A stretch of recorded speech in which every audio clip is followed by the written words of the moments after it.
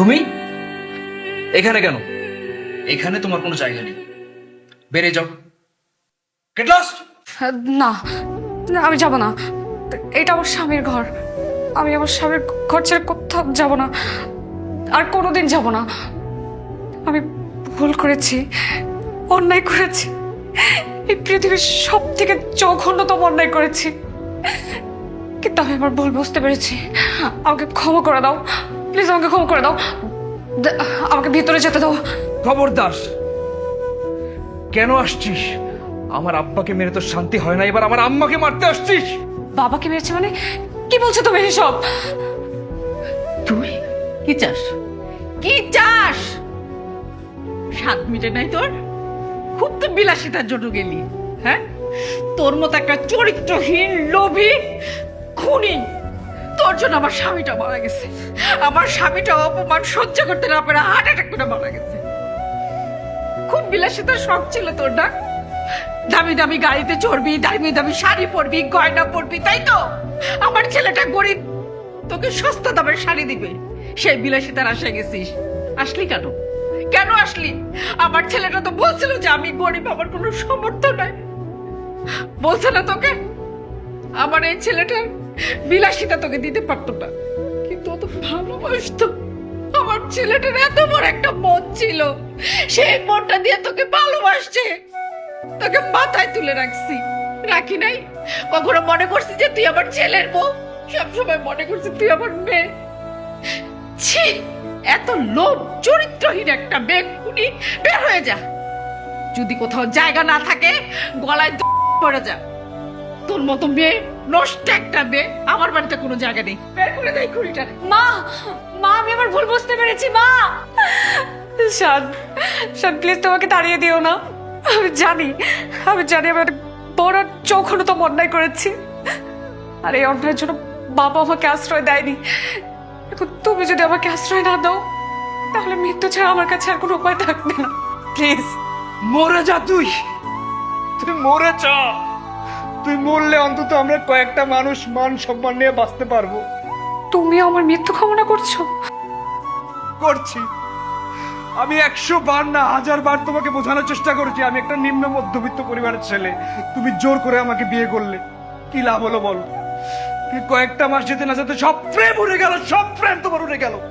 ইফাজের মতো একটা লম্পট দুশ্চরিত্র ছেলের টাকা দেখে তুমি তার ভালোবাসলে। আমি তোমাকে কতবার বোঝানোর চেষ্টা করলাম এটা আসল ভালোবাসা নয়। আরে মেয়ে, কোন পুরুষ আরেকটা বিবাহিত মেয়েকে ভালোবাসতে পারে না। যেটা করে সেটা হচ্ছে ভালোবাসার অভিনয়, তাকে ভোগ করার জন্য। তুমি বুঝতে চেষ্টা করলে না। তুমি জানো না আমি তোমাকে কতটা ভালোবাসতাম। তুমি জানো না আমি তোমাকে কতটা ভালোবাসতাম। তুমি যখন চলে গেলে এই বুকটার ভিতরে চিরে চৌচির হয়ে গেছে। আমি কাউকে বলতে পারি না। আমার বাপটা দুনিয়া ছাড়লো তোমার জন্য, তোমার জন্য আমার বাপটা দুনিয়া ছাড়ছে। তুই আর কি চাস? তুই চলে যা, তুই চলে যা। আমি জানি তুমি যা যা বলছো সব সত্যি। একটা বিবাহিত মেয়েকে কোনো পুরুষ ভালোবাসে না, অন্য পুরুষরা শুধু ভোগ করতে চায়, শুধু লোভ আর লালসা দেখিয়ে তাদের। ছি, আমার আমার নিজের অন্যায় নিজেরই বলতে ঘৃণা লাগছে।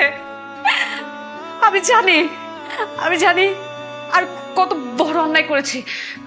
আমি এখন বুঝতে পারছি, আমি কত জঘন্যতম অন্যায় করেছি। কিন্তু বিশ্বাস করো, আমি বুঝতে পারছি আমি ভুল করেছি। আমাকে শেষ আরেকটা সুযোগ দাও, আমি হাত জোড় করছি, প্লিজ আমাকে শেষ আরেকটা সুযোগ দাও। বাস বাস বাস বাস, আর অভিনয় করিস না, আর অভিনয় করিস না। আমি তোর পায়ে ধরি। তোদের চাপে আমার বলা ছাড়া কোনো গতি নেই। আরে মেয়ে শোন, তোর একটা কথা বললি, খাঁচার পাখি। আর তোর মতো দুশ্চরিত্র লোভী মেয়েরা কোনোদিনও কারো বন্দিতে আটকে থাকতে পারে না। তোদের জন্য একমাত্র সমাধান হচ্ছে পাখির মতন তোদেরকে মুক্ত করে দিতে হবে। তুই চলে যা, তুই যা। আমি আর নিতে পারতেছি না, তোর পায়ে ধরি, তুই যা। তোকে আমি মুক্ত করে দিলাম, চলে যা, মুক্ত করে দিলাম। শান, দরজাটা খোলো প্লিজ, দরজাটা খোলো, দরজাটা খোলো। ছেড়ে যদি যাবি রে তুই, আমি আমার ভুল ভুল বুঝতে পেরেছি প্লিজ দরজাটা খোলো হৃদয়টাকে ভেঙে দিয়ে মিথ্যে মায়া আমি তো তোমাকে আমার চেয়েও বেশি ভালোবেসেছি না। ছেড়ে যদি যাবি রে তুই তুমি তো বিশ্বাসের মর্যাদা রাখতে পারলে না, বাদনি অথচ হৃদয়টাকে অথচ আমি আর কোনোদিন কাউকে এতটা ভালোবাসতে পারবো না। ভেঙে মায়ায় মাখলি এই পৃথিবীতে কোনো বিবাহিত স্ত্রীর কোনো দ্বিতীয় পুরুষের কাছে যাওয়াটা উচিত না। যদি কেউ আপন হয়ে থাকে তাহলে তার স্বামী, আর অন্য পুরুষরা শুধু ভোগ করতে জানে, শুধু ইউজ করবে, টাকার লোভ দেখাবে। সব মোহমায়া যদি সত্যি কেউ ভালোবাসে, শুধুমাত্র স্বামী।